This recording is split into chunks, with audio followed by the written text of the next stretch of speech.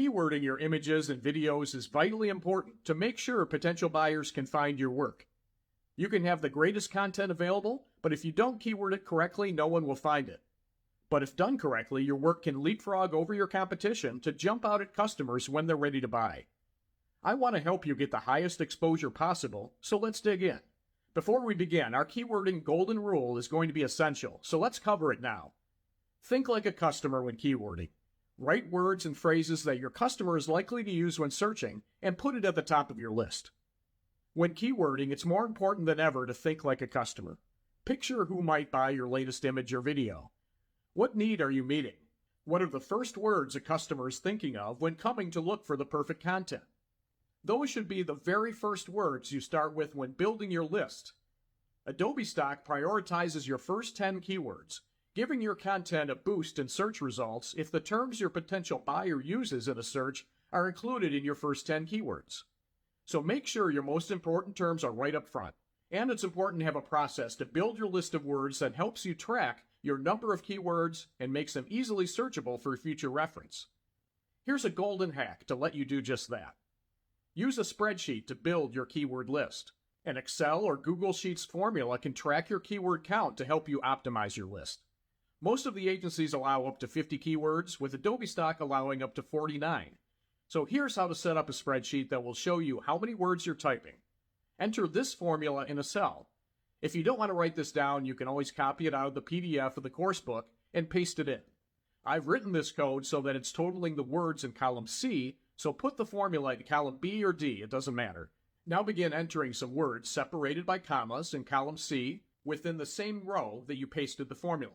One thing to keep in mind is that a phrase of 2 or more words will count as multiple words here, but Adobe will count a phrase as a single word. So if you have multiple of these, you could go over 49 in your count in the spreadsheet, but Adobe may allow them because they're counting by the phrase and not the word. But this is still a good way to track the general total. Let's look at the photo we used in the titling module. Picture yourself as the potential buyer of this image. What terms might you use in your search if you were looking for an image just like this one? A good place to start is with the title itself. Black African-American businesswoman, young, shaking hands, job interview, meeting, closing deal, conference room. Okay, that's a great start, and our spreadsheet is telling us we're at 15 words. So we know we can include up to 34 more. But we don't necessarily want to use 34, especially if we're filling in words just to max out the list. That's keyword spamming, and it can get you into trouble at the agencies. You should only use words that are relevant to the image or video, and words that a buyer might conceivably use to find your content. Let's continue with this image. We use the words shaking hands, but someone might type handshake as one word, so let's add that. We didn't include man yet, so let's add that. What are some other terms related to job interview? Candidate, hire, open, position, recruit, recruitment. Let's add those. And what if the buyer isn't looking for a job interview photo, but a business meeting in which a salesperson closes a deal after a presentation or proposal? Let's add sell, sales, presentation, proposal, opportunity, agreement.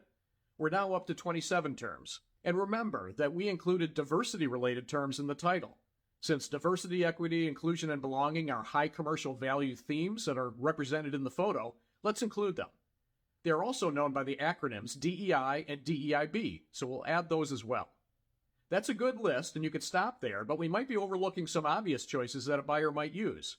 Here are a few ideas to help us round out our list. First, let's look at some similar images that have earned a lot of downloads at Adobe Stock and see if they included words that we could be overlooking for our image. I searched the terms black businesswoman, handshake, and sorted by downloads, bringing the most downloaded to the top, and I think this one is pretty similar to our example. We'll expand the keywords, and a number of terms jump out at me as relevant to ours that I completely missed when writing my keyword list. Female, professional, work, career, smile, team, teamwork, colleague. I'm going to add all of these, which brings us to a total of 41 keywords. But we're not done yet. We really want to make sure we don't overlook any words that a potential buyer might use in a search, so another hack I like to use is to look for synonyms for some of the most important terms for the image. I check the site thesaurus.com. Enter a few words that best define your image to find alternate terms that could help a potential buyer find your image. I'm going to enter the word meeting to see what it suggests. In these results, I see a few words that I didn't originally think of, but I do believe these are good additions to our list. company, and introduction. I add these to my spreadsheet, and now we're at 43 terms, which is a good total. Not maxed out, but close.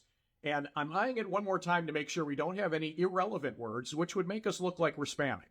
And I think the list is all on target for this image. So it seems like we're done, but there's one last thing I like to do to make sure our list is perfect. When you're working quickly, it's easy to mistype words, and without having someone proofread my list, there's a chance I could enter misspellings in my keywords, which would ruin our chances of the buyer finding the image. So I like to spell check the list. I'm using Google Sheets, which includes an easy way to check for spelling. Highlight the keyword cell, go up to Tools, select Spelling, and then Spell Check. And you can see here that Google Sheets is pointing out that I misspelled the word colleague and offers to fix it. So I'm glad I checked. All right, so the list of keywords is complete. The next thing to do is to embed it in the image. I'll show you how I do that as part of my processing, which is covered in our next section, all about creating a great workflow. I'll see you there.